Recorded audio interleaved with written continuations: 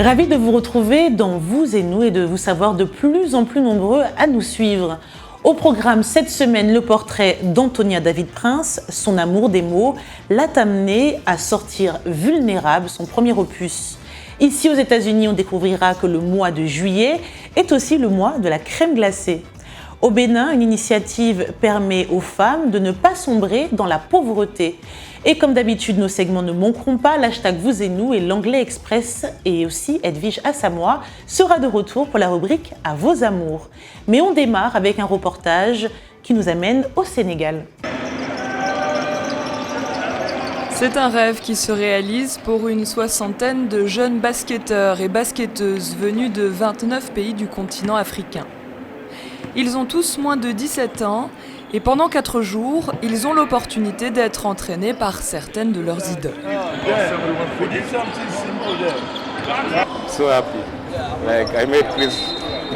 Je suis si heureux. J'ai rencontré Chris Bosh. C'est mon joueur préféré de la NBA en 2012. Je suis si heureux d'avoir la chance de le voir à nouveau. Côtoyer ces gens me fait beaucoup penser d'abord à moi-même. Parce que s'ils ont pu, pourquoi pas moi? Donc ça me galvanise, ça me donne de l'envie de bosser, de continuer. C'est justement l'objectif de ce camp. Donner à ces jeunes talents l'espoir d'atteindre un jour le Graal pour un basketteur, la Ligue nord-américaine. D'ailleurs, plusieurs coachs ont connu ce parcours. Il y a plusieurs années, ils étaient eux-mêmes élèves dans ce camp avant d'intégrer de prestigieuses écoles ou académies de basketball, puis la NBA. J'étais un campeur comme eux, donc je pense que je suis dans une bonne position pour leur parler de mon expérience, leur donner l'espoir d'atteindre un jour la NBA. Ils ont une chance d'apprendre, d'améliorer leur performance et d'être vus par beaucoup de recruteurs, de coachs et de managers. C'est un bon tremplin pour eux. D'être dans un camp comme celui-là avec les autres jeunes meilleurs des différents pays d'Afrique, ça donne un sentiment d'appartenance à l'élite africaine de l'âge. Et je pense que pour les jeunes, c'est une très bonne chose. Moi, je suis passé par ce camp. En passant par ce camp, à la fin de ce camp, le sentiment que j'ai reçu, en fait, c'était que j'étais l'un des meilleurs en Afrique. Et ça m'a donné la confiance pour aller aux États-Unis après et continuer ma carrière. En plus de l'encadrement des jeunes, l'événement entend promouvoir le basket et ses valeurs et laisser derrière lui un héritage. Hier, 2 terrains ont été inaugurés dans le quartier populaire de Guédiawaye, dans la capitale sénégalaise. Dans notre stratégie de développer le jeu, les infrastructures de ce genre sont indispensables pour que les jeunes aient accès à des terrains comme cela, comme le foot. Les enfants peuvent sortir et jouer n'importe où. Et notre objectif, c'est de multiplier ce genre d'infrastructures partout dans le Sénégal et partout aussi en Afrique. Depuis le lancement du tout premier camp Basketball Without Borders il y a 17 ans, plus de 90 infrastructures de ce type ont été inaugurées à travers une trentaine de pays. Merci encore à Alison Lekogo Fernandez pour ce beau reportage. On ne le dira jamais assez, mais ici aux États-Unis, le basketball est le premier sport permettant d'avoir la scolarité entièrement gratuite lorsque vous avez un bon niveau. N'hésitez pas à vous y intéresser parce que je ne sais pas pour vous, mais moi j'aime beaucoup ce sport. On passe à toute autre chose. Les Américains aiment tellement les glaces qu'en 1984, le président Ronald Reagan avait désigné juillet comme le mois national de la crème glacée. Et le 3e dimanche du mois, la journée nationale des glaces.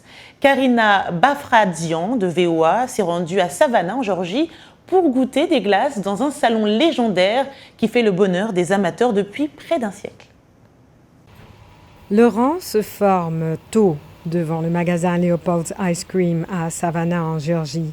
Le propriétaire, Stratton Leopold, a toujours su qu'il poursuivrait l'entreprise familiale créée en 1919 par 3 immigrants grecs qui avaient commencé à vendre de la crème glacée aux habitants de la ville.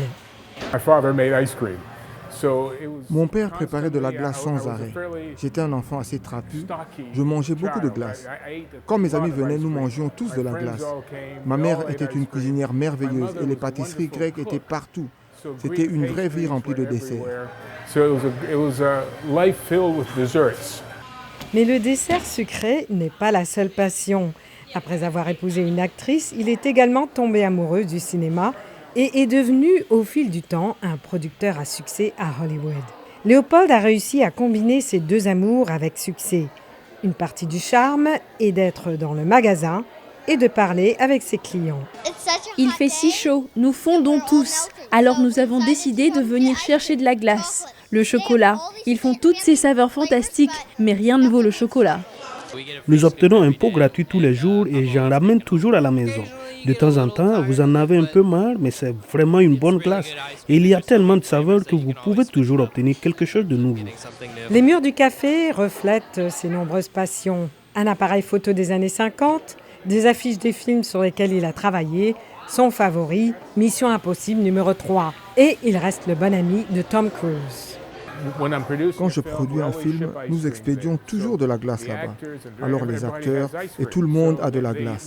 Et quand ils sont à Savannah, ils passent ici où nous le leur envoyons. Par exemple, nous en avons envoyé à Tom Cruise. Tom filmait à Londres il y a quelques années. Il voulait de la crème glacée. Nous avons donc envoyé de la crème glacée à New York, puis à Londres.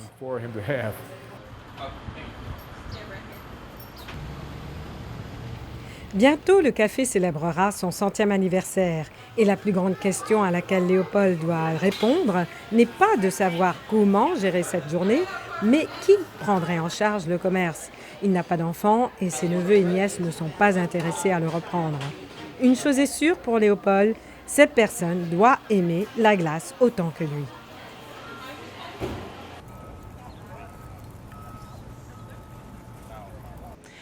L'automisation des communautés est l'une des stratégies de réduction de la pauvreté.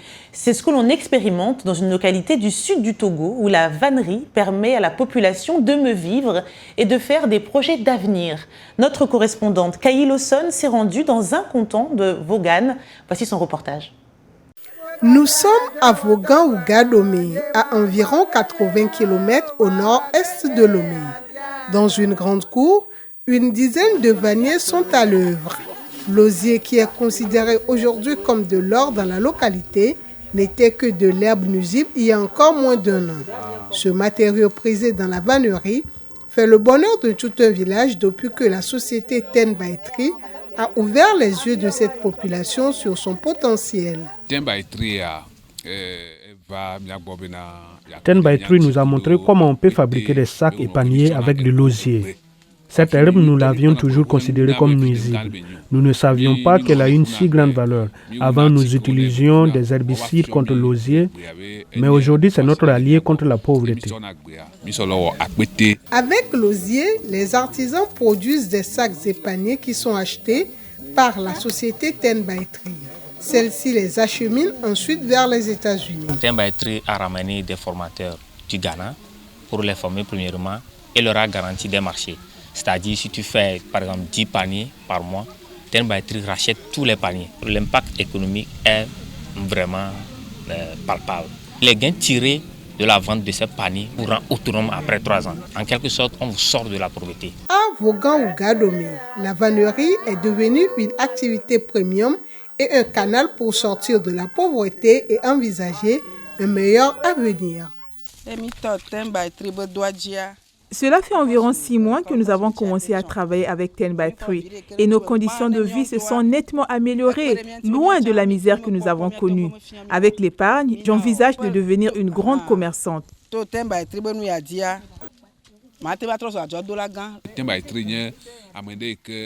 Tree s'est donné pour mission de nous sortir de la pauvreté.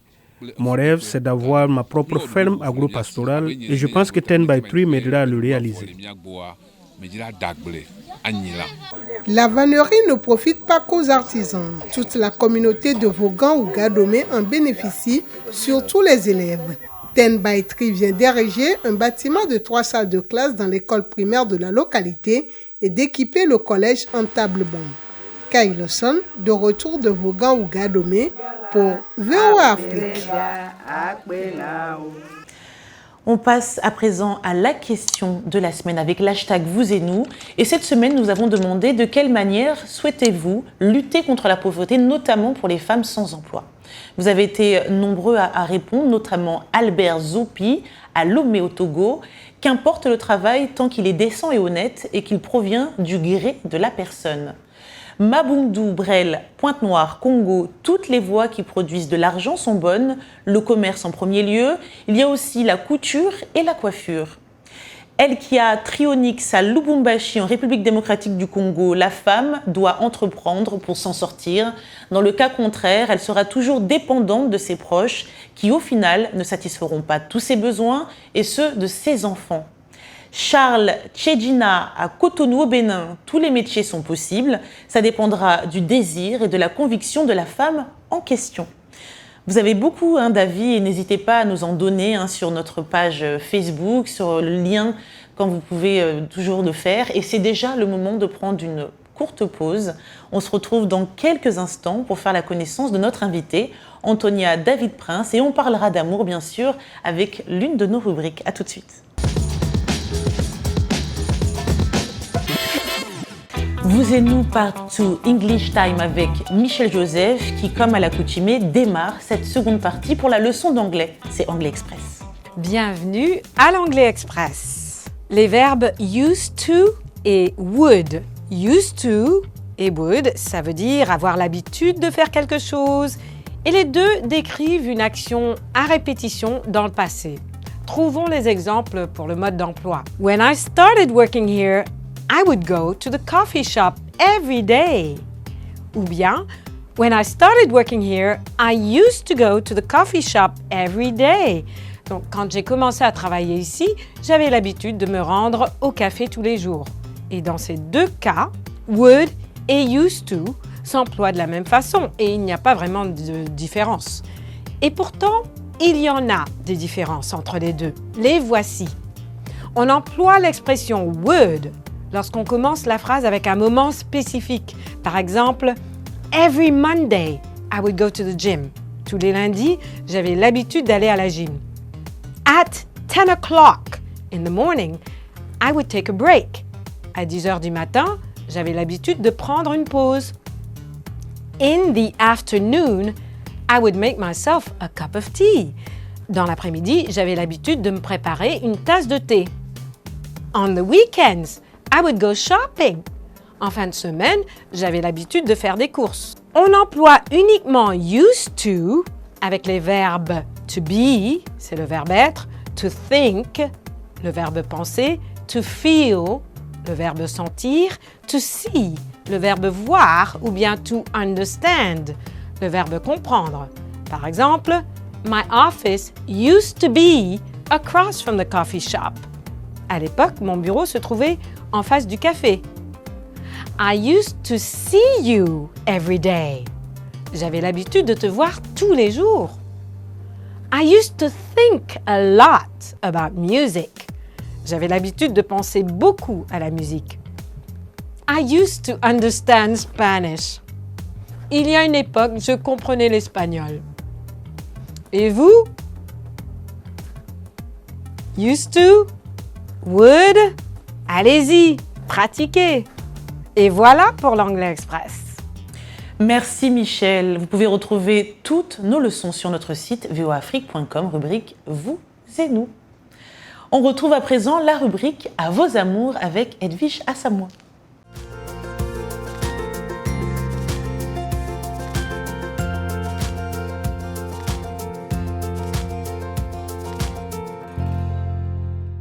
Salut Edwige, on est ravis de te retrouver dans cette chronique À vos amours. Comment ça va? Très bien, et toi?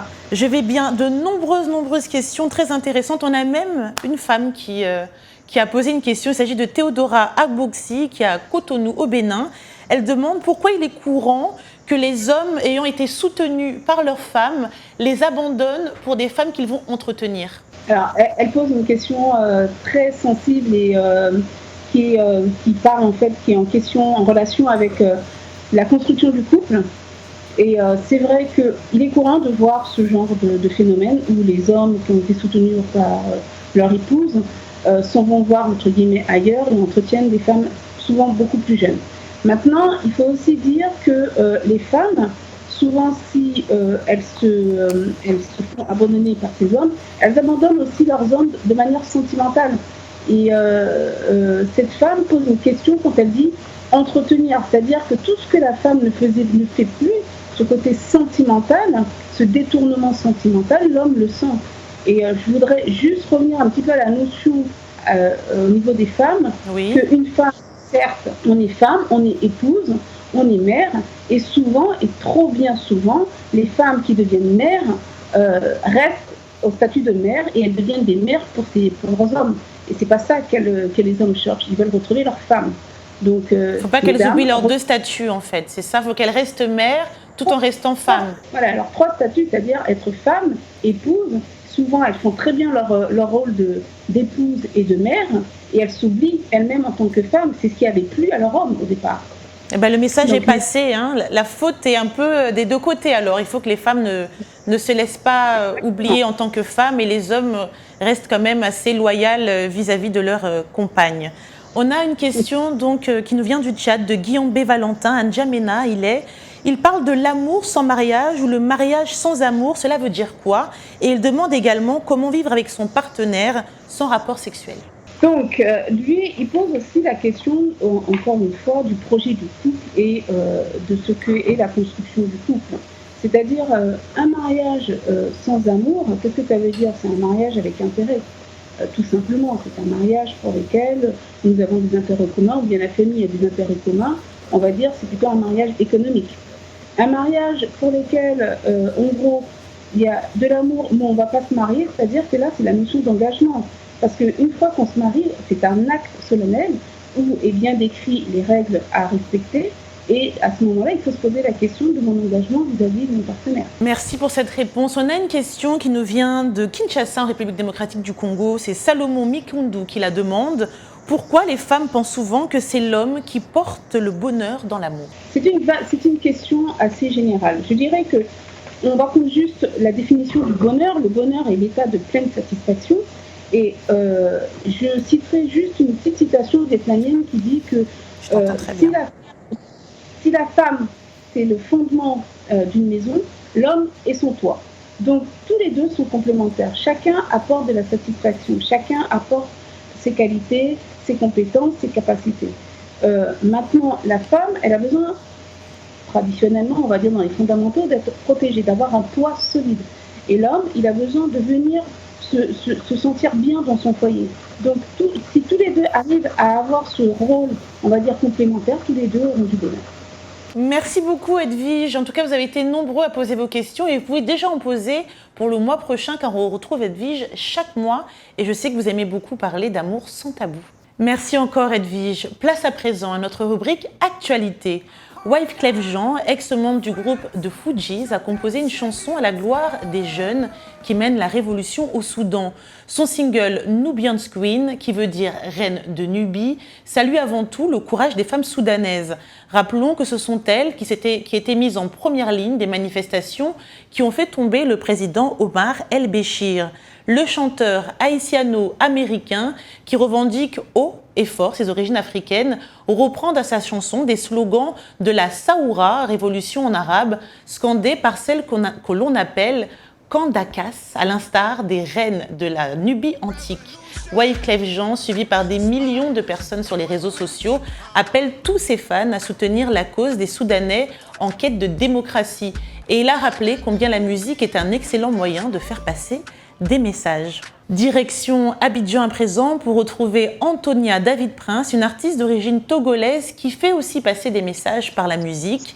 Je l'ai connue en tant que consultante marketing, puis styliste, puis promotrice d'événements culturels. Antonia David Prince se définit elle-même comme une multipotentielle hypersensible qui ne s'interdit plus aucune expérience ni vecteur d'expression.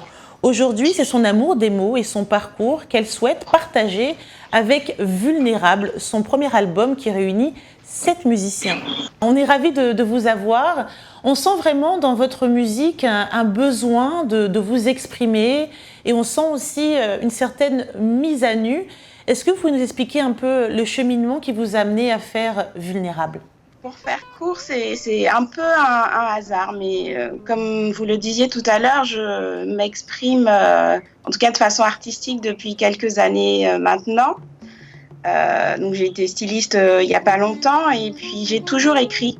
Et du coup, ce que j'ai fait, c'est que j'ai partagé à quelques mois un de mes textes à plusieurs amis. Et puis il y en a un qui a lui-même une carrière artistique qui était étonné et qui m'a demandé de faire une expérience en studio avec lui. Je devais poser ma voix sur un de ses textes, sur un album. Et puis finalement, on a essayé de faire mes textes. Et c'était un peu un hasard, mais finalement, je me suis livrée assez naturellement, comme je me livre d'habitude quand j'écris des textes, dès que je suis touchée par quelque chose.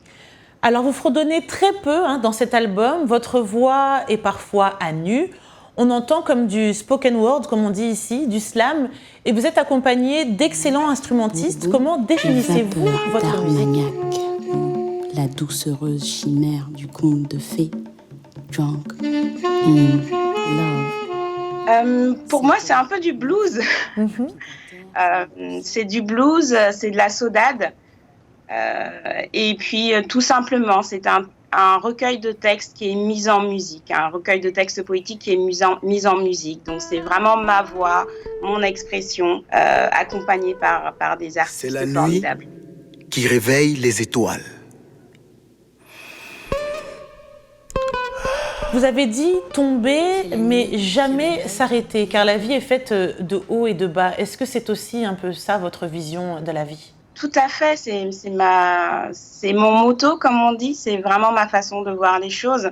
C'est ce que je partage autour de moi à mes amis, et puis aujourd'hui que j'ai envie de partager au plus grand nombre. Vulnérable, c'est un peu un acte de résilience, c'est dire il y a des moments où on est un peu plus fragile, un peu plus vulnérable qu'à l'habitude, mais finalement exprimer ses faiblesses, c'est aussi un acte d'espérance parce qu'une fois qu'on a dit les choses, c'est beaucoup plus facile d'aller mieux. Alors on a pu entendre quelques extraits pendant l'interview. Vous n'avez pas encore de clip, mais j'invite les téléspectateurs à vous suivre. Est-ce qu'on peut donner ensemble l'adresse de vos réseaux sociaux ? C'est bien Antonia David Prince ? Tout à fait, donc Antonia avec un Y, A-N-T-O-N-Y-A, David-Prince. C'est assez facile de me retrouver en tapant mon prénom et mon nom sur Google. Et le clip devrait sortir en octobre. Il va être tourné à Lomé. Le premier clip va être tourné à Lomé en septembre et il devrait sortir au plus grand tard en octobre. Et il y a plein de choses qui arrivent très vite à la rentrée. On va rester connectés, bien sûr. Merci beaucoup, Antonia. Merci d'avoir partagé avec nous les explications de ce beau projet. Merci beaucoup, Ekia, pour cette opportunité et très beau moment et très belle journée aux auditeurs. Merci. Alors, c'est déjà le moment de se quitter. Merci à vous de nous avoir suivis via nos stations partenaires. Un clin d'œil à Canal 3 à Niamey, au Niger, ainsi qu'à TV7 à Lomé au Togo. Rendez-vous la semaine prochaine. De mon être, 24e lettre de mon alphabet d'émotions, palette sombre de mon camailleux de vie, solo, ma compagne. J'ai toujours souhaité raconter notre histoire solo.